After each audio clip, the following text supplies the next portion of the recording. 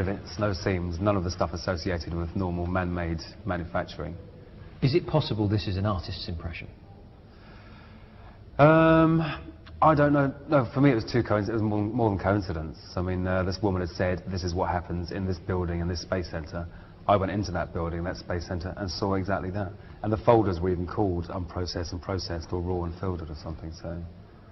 Do you have a copy of this? It came down to your machine? No, it came... The graphical remote viewer works frame by frame. It's a Java application. So it's nothing saved on your hard drive, or at least if it is, only one frame at a time might be. So did you get the one frame? Nope. What happened? Well, once I was cut off and my picture disappeared, I was You were actually cut off at the time you were downloading the picture? Yeah, I saw the guy's hand move across. And bear in mind, you're not downloading it, you're viewing it remotely. So in a way it is downloading because the picture's coming from there to yours, but you're not downloading it as a named file to your hard drive, you're viewing it through an application. I mean, if I was to go and look for pictures that you've described, I'd make blooming sure that I could record everything that happened on my machine. Was there a way to do that? I think there probably was a screenshot function in Remotely Anywhere, which I didn't use. I mean, I'm sitting there bedazzled, thinking, crikey, this really is looking weirder and weirder the more that comes of it. And also I thought that I was safe there. I didn't think I'd be caught 3/4 of the way through of looking at the first picture I'd looked at. And also I was amazed that it was how she said it would be. So you were cut off while you were looking at this picture. A few months later you were caught. What happened on that day? National High-Tech Crime Unit knocked on your door early in the morning. I'd been asleep for about an hour, I think. So I was very groggy. You weren't up all night hacking, I was, yes. But fortunately for me, they'd been monitoring me for 3 months beforehand and saw that I wasn't doing damage, that I was snooping around. So it was good in a way. Yeah, that was March 2002, and they said, oh, you might get 6 months or so community service. Next thing I know, November 2002, 6 months has turned into 60 years in an American jail. Why do they think that sentence is suitable for you? They've written some new cybercrime laws, and when I was following my case and following the changes in legislation and even the minute changes made to the legislation, I'm sure my case heavily affected the new cybercrime laws in America. I think they're peeing their pants. They're incredibly scared that their computer systems are so easy to get into. And so rather than stop the bad practice and increase the security or employ proper IT people instead of training up military personnel, they're trying to scare everyone away from not doing it. So I'm the anti-hacking poster boy, That's why you think they're trying to impose such a serious sentence. Why are they saying they're imposing such a serious sentence? They say I've damaged every machine I was on. Is that possible? Well, I mean, yeah, you could have done, but it wouldn't have been in my interest. I wanted to maintain a quiet presence. Also, they say that for it to be an extraditable offence, it has to be worth a year in prison. For it to be worth a year in prison, it has to be $5,000 worth of damage. And as if by magic, lo and behold, every machine I'm on is $5,000 worth of damage. $5,000 worth of damage to each machine? Yeah. Is that possible? How much were those machines worth, do you think? Well, crikey, I mean, in America, PCs are even cheaper than they are over here. I'm sure they probably cost about $500. But these are military PCs? Military PCs, but so there's a good chance that they're pretty low not standard. And, well, if they weren't standard, they wouldn't have had blank passwords and been running Windows and connected to the internet. You acknowledge that what you did was against the law. It was wrong, don't you? Unauthorised access is against the law, and it is wrong. What do you think is a suitable punishment for someone that did what you did?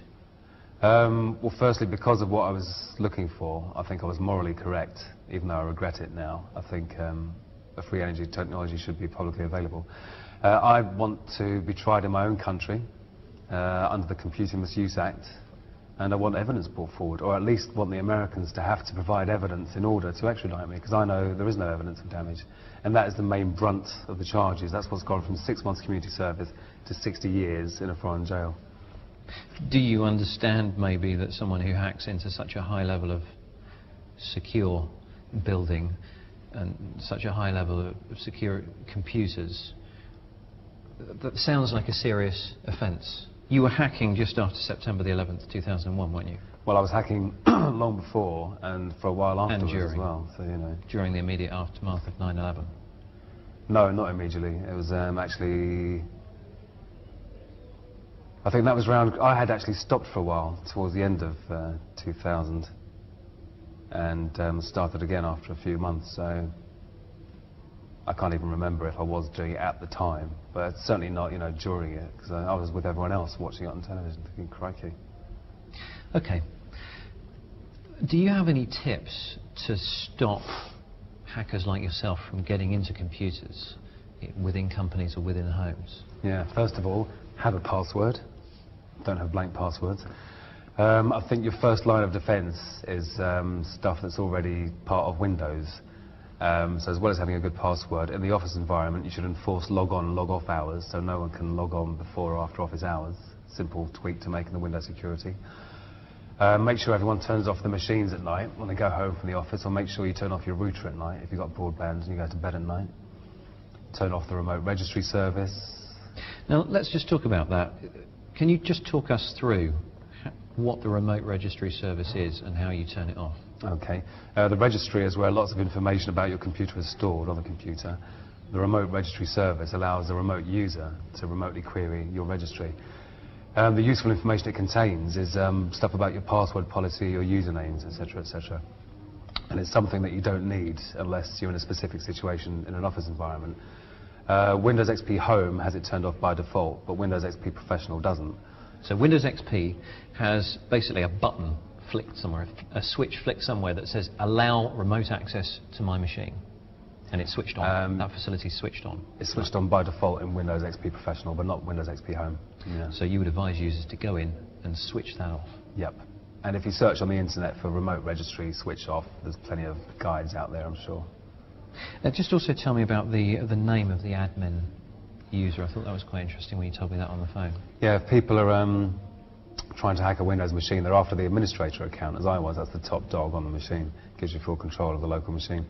One simple technique you can use is just to go into your users and passwords and control panel and rename the administrator. Call it, you know, whatever your name is or whatever you like. So hackers won't know what. Yeah, so they'll keep trying administrator with lots of different passwords, not knowing the username's wrong, so we'll never get there.